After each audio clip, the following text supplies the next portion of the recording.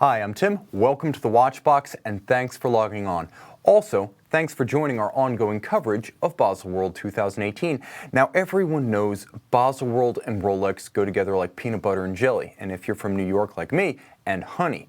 But the bottom line is, we shout out the sports watches, but we often forget the MVP, the breadwinner, the bedrock reference, and we're celebrating that watch today. Now, Rolex made a splash this year. It was officially the Big Basel, the proverbial big show for the giant from Geneva, but the real star was not the one you expected. Now, I'm not sure, but did Rolex do something with the GMT-Master II this year? I heard some rumors. Oh yeah, that watch, I remember. This is the only watch anyone is talking about right now. In all seriousness, I'm burnt out on the black and blue. I'm burnt out on the Pepsi already, and it's only been a few days. Of course I joke, but I also remember I called the rose gold GMT in my predictions episode, and I want to remind you, I was right. I also called root beer, and well, it looks like I was half right there.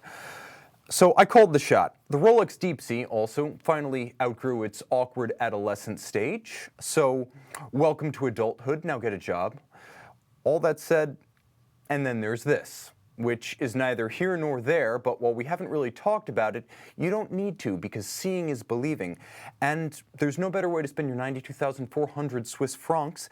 I'm sure this watch tastes and sounds spectacular when experimenting with mind-expanding recreational pharmaceuticals, which is a circuitous way of getting to the topic of the day, the most underrated and overlooked Rolex of 2018, and that is, with all respect to the foregoing, the Rolex Datejust 36.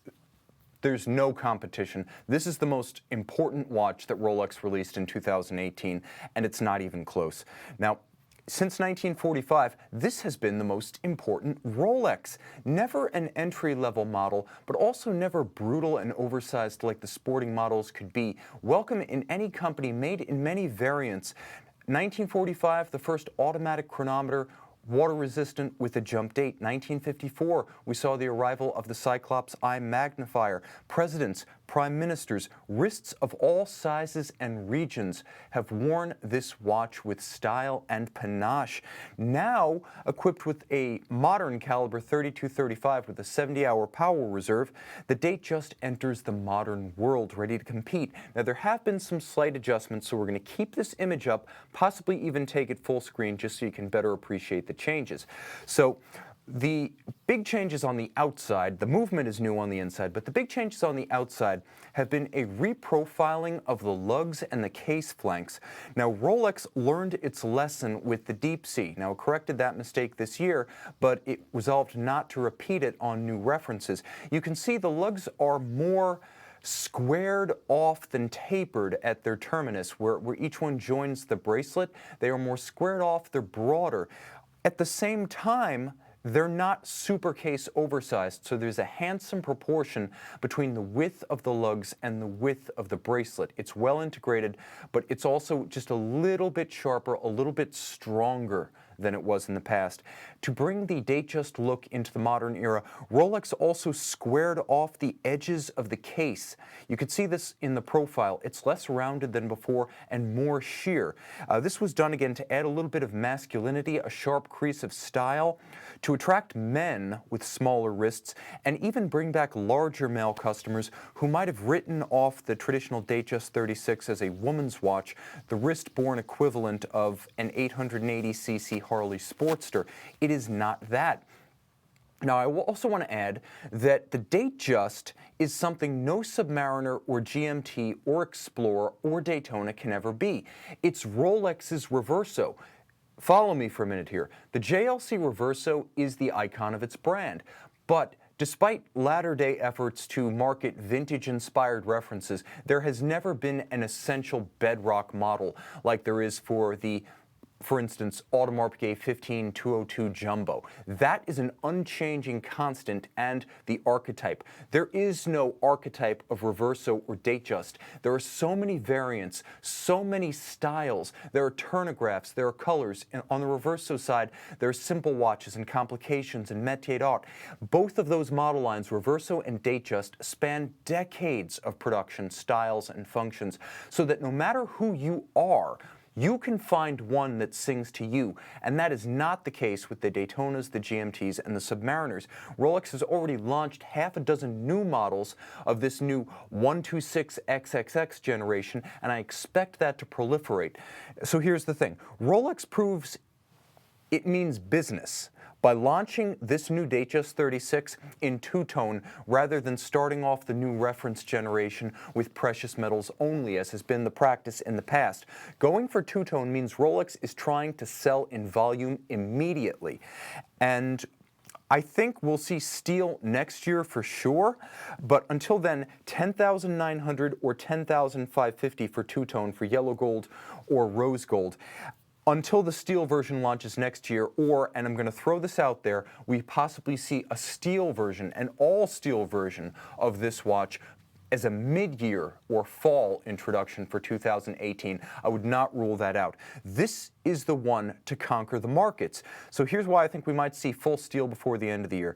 This is the one that is going to rule them all. Sell in volume and capture the future more than any Rolex sports watch. So how does Rolex register those 800,000 to 1 million COSC certificates per year and make its money when the steel sports watches stop shipping in October? Well, here's how. They sell a lot of Datejusts and a lot of the traditionally sized Datejust 36s. So consider this. Aside from the volumes, the future. The future is in Asia. Huge bombastic watches do not find a ready market there. Some will buy them, but they don't sell consistently, not in the volumes that mass manufacturers like Rolex want. For that, there's the 36. Even some supercase Rolex 40s, like the GMT-Master and the Submariner, can be tough sells in Asia, again, just because of sizing preferences for that clientele. And 42 to 44 millimeter sports watches are generally off the table. Also consider this. While the big watches can be a liability in Asia, the future is also youth, Asia and youth, and that includes youth in Western Europe and North America, including the United States. So young people, it's been discovered, are surprisingly fond of two-tone. I don't know where this comes from. Maybe it's a sort of wacky 90s nostalgia. They can remember their childhood. They can remember Nintendo 64. They can remember Buffy the Vampire Slayer and two-tone watches that were actually cool. Well, you can see Rolex is already catering to that market, and there are some millennials, like myself, I'm 33, I'm on the tail end of that generation, who can afford a $10,000 watch and don't want to wait 2 years to get a GMT or a Submariner. This watch is an option, and when a $6,000 to $6,500 steel version drops a little bit later in the year, and I think it will, they're going to find an even more inviting gateway watch to join the fraternity of Rolex owners. So here's the thing. Attractive stainless steel pricing will go a long way towards making this reference 126XXX generation of the Datejust 36 the most important Rolex to bring in the next generation of customer.